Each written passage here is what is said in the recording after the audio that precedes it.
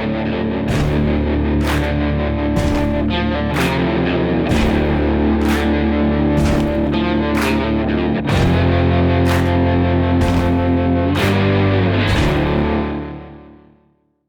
everyone, what's up? I hope the quarantine life is treating you well. As you can see, I've been making some changes. With my extra time being furloughed and everything, moving my studio around, bringing it to a more centralized location in hopes to bring you more content on a regular basis. And today I'm going to be starting with Arkansas, based on the novel Arkansas. Written and directed here by Clark Duke, which he also stars in the movie, so I'm giving him a little credit there. Not everybody can do that. This movie also stars Liam Hemsworth, John Malkovich, and Vince Vaughn. Arkansas is the story of two low-level drug dealers, Kyle and Swin, getting promoted to Arkansas, where they find out they will be working under Park Ranger Pat Bright, played here by Malkovich, as park employees as a cover for trafficking drugs in the South, for a man they have never even met or know called Frog, that promises them the dream of someday all this could be yours. When a drug deal goes wrong, Bright ends up out of town of sorts, and Kyle and Swin are left behind to try to figure out how to run this whole business on their own.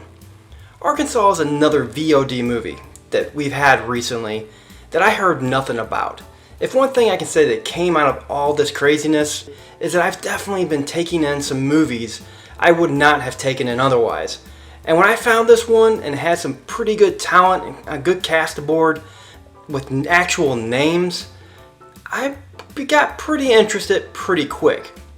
It's not too often you see a straight to VOD movie with names that you know, unless it's Nicolas Cage or Bruce Willis. So I watched this one not knowing much going in at all. I hadn't even seen the trailer, and I could see what Duke was trying to do here almost immediately. There are definite cues from Quentin Tarantino in a genre that I like to call the white trash genre. Duke takes both of these and molds them together into his own little thing, and for the most part, it works. Swin and Kyle are portrayed as likable guys. You have Kyle here, played by Hemsworth, who's the tough guy, willing to do whatever it takes, even though at times he seems like he may be a little psychotic. Hemsworth's accent, though, is absolutely awful. It'll grow on you over time, you gotta get used to it, and you will throughout the movie. And well, I'm still trying to figure out, to tell you the truth, what exactly Swin's role in this whole drug dealing thing was to begin with. He just seemed like a guy that likes to lay around on the couch while everybody else does the work. You go? No?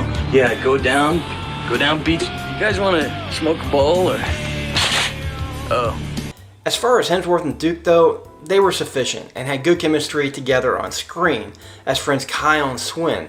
And it makes it where you can't help but feel sorry for them.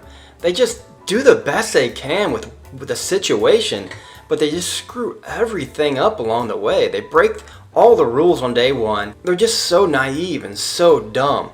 Like when they find the money in the dryer, Kyle even says it. Someone's gonna come looking for this money. And they would. That's a lot of money, and I'm pretty sure in this business, it'll get you killed. And when they do finally get an uninvited guest, the money is never even brought up as to maybe the reason why this douchebag keeps coming around.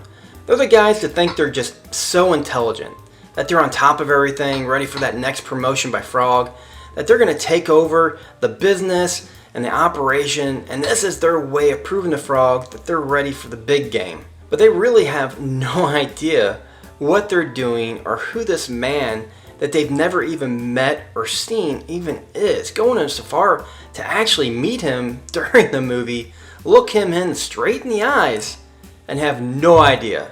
That's not saying though that I wouldn't have made a lot of changes to this movie, mostly to how Vince Vaughn's character Frog, a pawn shop owner turned drug dealer overnight, is utilized during this film.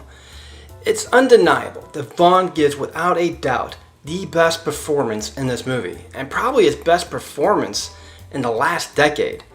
And I didn't see where they needed to make any changes to his character at all. It's portrayed well, it's written very well. I just wasn't really feeling the need for Frog's whole life story to be given to us in exposition.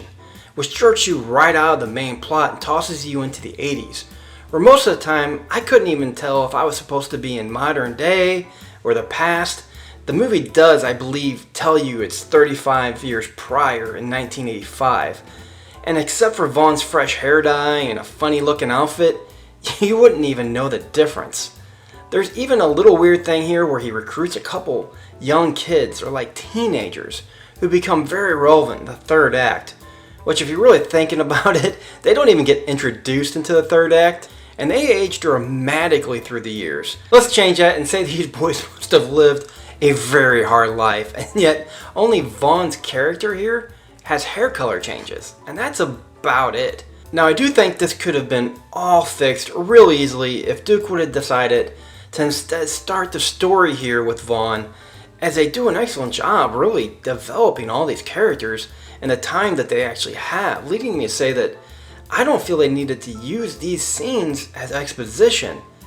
To me, exposition's meant to fill gaps, small little gaps in life, not the entire life. And to me, there was a fully developed story just here in the exposition that could have easily just played out as a straight timeline, something I personally prefer. But overall, the story, with or without my suggested changes, is very enjoyable. Well directed and filmed nicely. The cinematography here, I gotta give him some credit, Steven Mesler, who's also done some work on Minority Report, Catch Me If You Can, Ocean's 12, Man on Fire, some really good movies if you haven't seen them. He has a lot of experience and it shows here in his filmmaking in this movie. He did a really excellent job, but the best thing that I can really say I took away from this movie is what happens at the end to all these characters. You really do feel like you got to know each one individually throughout the movie. You do feel for each character and the situation they're in, well enough to have the desired response and payoff I think Duke was trying to get across to us and make us feel. But still, I do believe, and I just can't help it, that I think this could have been a better movie if it had just been straight out through just one narrative, time consistent. It would have just made it a little better for me. Anyways, guys, I'm going to go ahead and wrap this up, and I'm going to go ahead and give Arkansas a B-. Oh yeah, and I got to talk about it. There's 2 minutes at the end. It's an outro. I got to bring this up because it's 2 minutes, and it goes on, and I thought something was going to happen, and then it just cuts out. Movie over. That's 2 minutes of my life I'm never going to get back. Damn you, dude. Damn you. Thanks for stopping by the Cranks. Do me a favor, if you haven't already, subscribe right down there. You know, comment, like. We also have another review for The Wretched coming out. I think hopefully it'll get up before this review, but if it doesn't, come back and check it out. But until next time, guys, that's all I got. So I'll see you later.